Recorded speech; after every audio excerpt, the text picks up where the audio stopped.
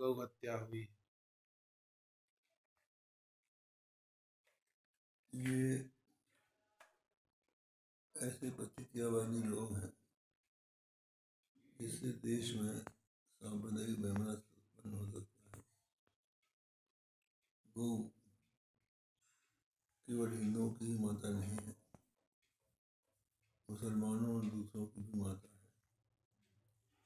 अगर किसी बच्चे की माँ जन्म लेते ही मर जाए तो गौ माता के दूध से ही पलता है, और जिसके स्तनों में दूध नहीं आता उसका बच्चा भी गौ के दूध से पलता है।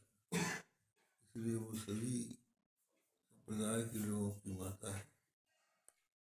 ऐसी स्थिति में उसकी हत्या किया जाना और सरेआम हत्या करके उसका प्रदर्शन करना, मांस का वितरण करना, ये देश में अशांति उत्पन्न करने वाला है। इसकी हम घोर निंदा करते हैं। आदि शंकराचार्य भगवान ने जहाँ